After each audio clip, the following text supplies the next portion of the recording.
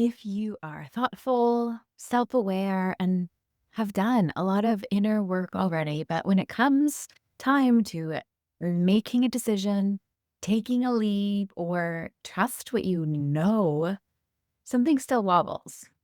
I want you to hear this clearly. This doesn't mean you failed, and it doesn't mean there is something wrong with you.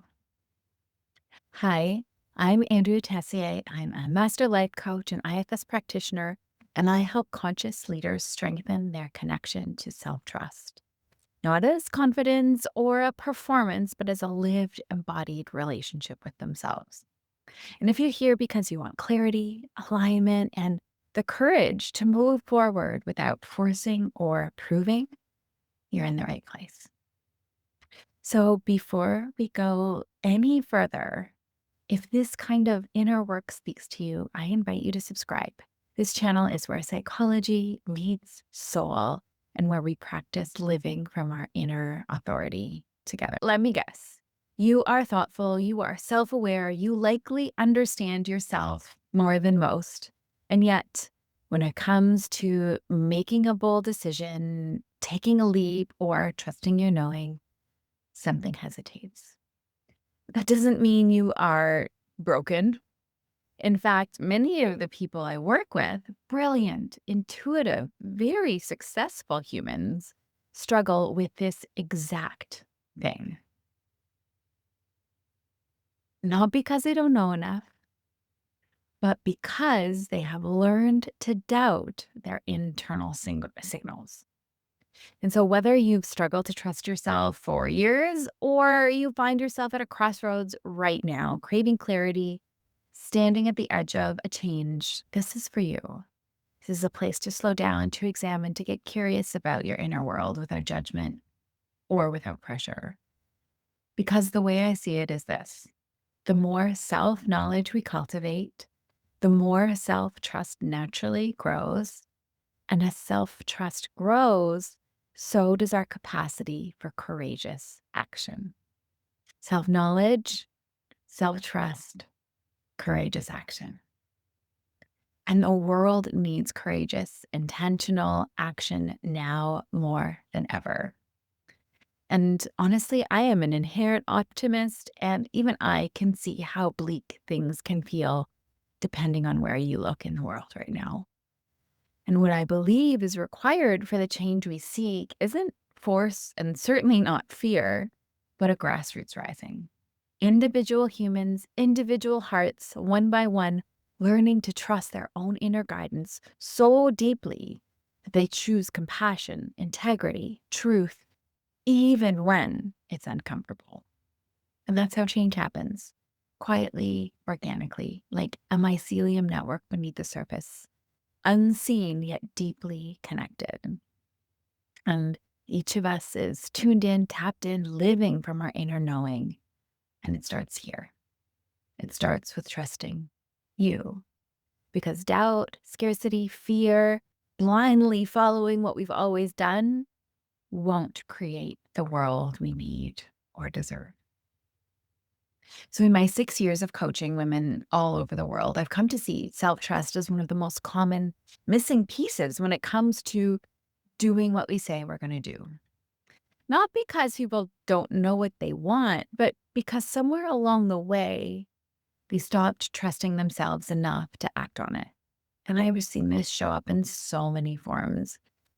The school teacher with decades in the classroom, burnt out, longing for change, yet unsure she has anything to offer beyond the life that she's known. Or the visionary entrepreneur who ignores that quiet nudge in her gut and trusts a polished pitch instead. Or the tenderhearted ones healing after relationship ruptures, unsure if they can trust themselves to open again. And the highly sensitive women who've been burned too many times and is afraid to take the next step. And the do it all mom who holds everything together, yet doesn't trust that if she rests, it won't just all fall apart. So different lives, different stories, same thread. And here's the thing most people don't realize.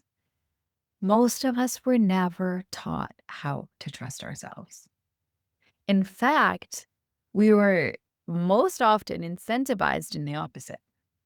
We grew up learning how to stay out of trouble, not how to listen inward. We weren't asked, what does that feel like in your body? What feels right in your heart? What does your gut say? Right? These are missed micro moments, everyday opportunities to build self trust that simply weren't part of the culture. So, this isn't about blame. It's not a personal failure, it's a missing skill. And the good news, as I see it, is trust is a muscle, one that can be built at any stage of your life. So, before we define self trust, I want you to pause for a moment. Think of people in your life that you truly trust. Like, go on and do it. Think of a few people right now. Why do you trust them? I'm going to sit here for an awkward 10 seconds of silence. Why do you trust them? Think about it.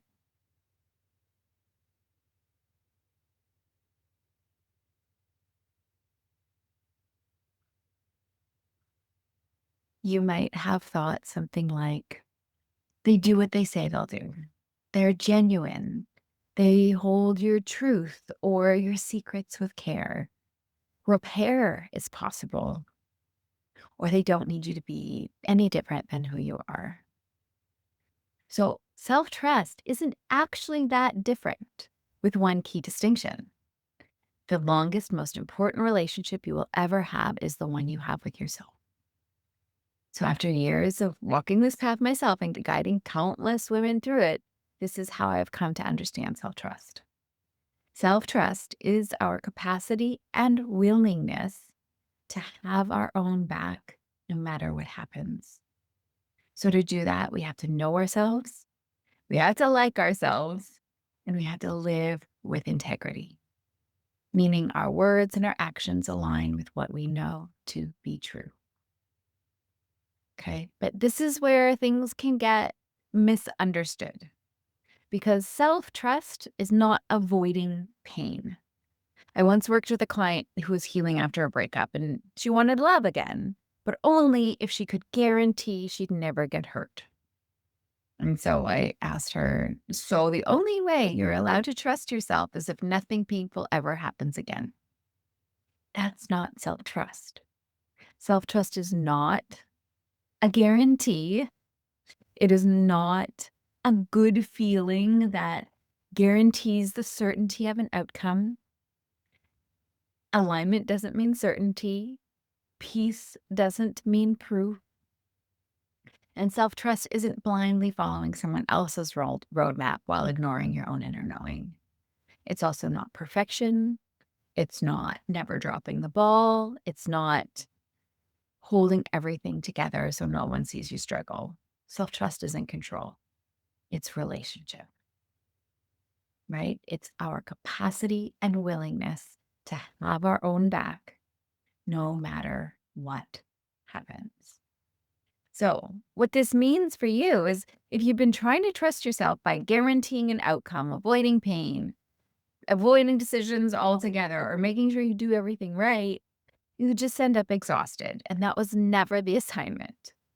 Like any meaningful relationship, self trust is built slowly through honesty, repair, self respect, and showing up for yourself again and again and again. So, to close, this work isn't about fixing yourself, it's really about remembering.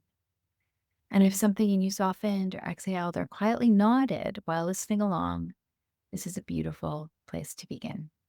And if you want more conversations like this, grounded, honest, spacious, please subscribe and stay with me. We'll be walking this bridge together.